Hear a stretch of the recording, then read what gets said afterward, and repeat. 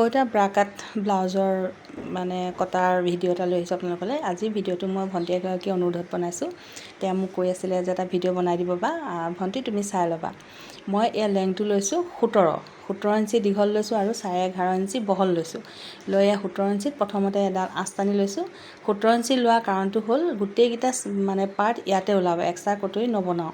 আৰু এইফালে দিছোঁ 7 ইঞ্চিত দুটা দাগ দি ল'লোঁ, 3 ইঞ্চিত এটা দাগ দিছোঁ আৰু ইটো 3.5 দি সেইটো ওপৰ ফালে কটা হ'ব। আৰু এয়া মই 3.5 ইঞ্চিত দাগ দি এনেকৈ কৰি আকৌ 6.5 ইঞ্চিত এটা দাগ দিছোঁ। এইটো হ'ব বাউখি আৰু ওপৰ ফালে 1 ইঞ্চি বহাই এনেকৈ কৰি শ্বেপটো বনাই দিছোঁ।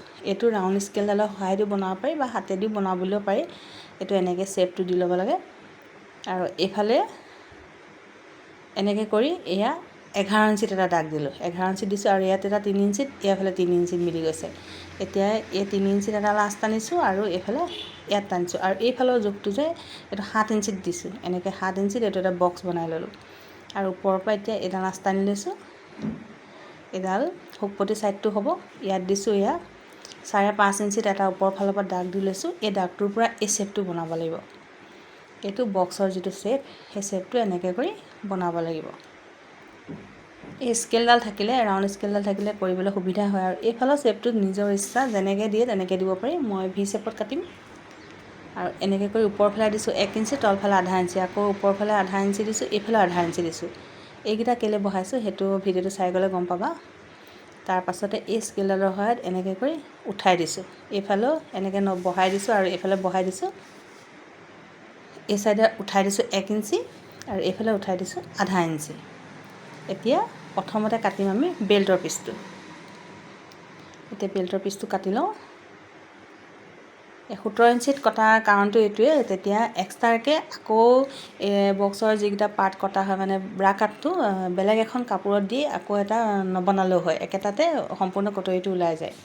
এতিয়া যে 0.5 ইঞ্চিটো বহাইছিলোঁ, সেই 0.5 ইঞ্চিটোৰ পৰা এনেকৈ কাটি দিছোঁ। তেতিয়া বেল চটাৰ যিটো ওপৰ ফালে অকণমান জোঙা শ্বেপটো তাতে বনি গ'ল আৰু এইফালে মানে 0.5 ইঞ্চি কমাই কাটিছোঁ, এইফালে 0.5 ইঞ্চি কমাই দিলোঁ। এইটো ব্ৰা কাটৰ দ্বিতীয় পাৰ্টটো হৈ গ'ল আৰু এইফালে 0.5 ইঞ্চি কাটি দিছোঁ আৰু এইফালে 1 ইঞ্চি এনেকৈ কৰি কাটি দিছোঁ। এইটো হৈছে ব্ৰা কাটৰ ফাৰ্ষ্ট পাৰ্টটো হৈ গ'ল। এতিয়া এক্সট্ৰাকৈ কাপোৰত বহাই নবনাওঁ, কাৰণ এতিয়া বহলাই লৈছোঁ যেতিয়া কাপোৰটো দীঘলকৈ লোৱাৰ কাৰণে সম্পূৰ্ণ গোটেইকেইটা কাট ইয়াতে ওলাই গ'ল। এতিয়া এইটো ছেকেণ্ড পাৰ্টটো কাটিছোঁ আৰু এতিয়া এইটো ফাৰ্ষ্ট পাৰ্টটো, দুইটা পাৰ্ট কটা হৈ গ'ল। তাৰ পাছতে এতিয়া এনেকৈ দুটা পাৰ্ট কৰিছোঁ। কাপোৰখন যিহেতু দুজাপ কৰি লোৱা আছে সেইকাৰণে দুটা পাৰ্ট একেলগে ওলাই গৈছে আৰু এতিয়া এই শ্বেপটো কাটি দিম। এইটো বাউখি শ্বেপটো। এইটো বেক চাইডটো কাটি বহাই লৈ এইটো আঁকি ল'লেও হয়। মই বেক চাইডটো অকণমান বেলেগ ডিজাইনৰ কটাৰ কাৰণে মই এনেকৈ দিব নোৱাৰিলোঁ। বেক চাইডৰ ভিডিঅ'টো দিম বাৰু মই কেনেকৈ কাটিছোঁ। আৰু এয়া মোৰ সম্পূৰ্ণ কটা হ'ল। এইটোৰ কিন্তু 1 ইঞ্চি এটা কাটি দিছোঁ আৰু মোৰ ভিডিঅ'টো সম্পূৰ্ণ হৈ গ'ল। ভিডিঅ'টো চাই কেনেকুৱা লাগিলে জনাব। নতুন এটা ভিডিঅ'ত পুনৰ লগ পাম।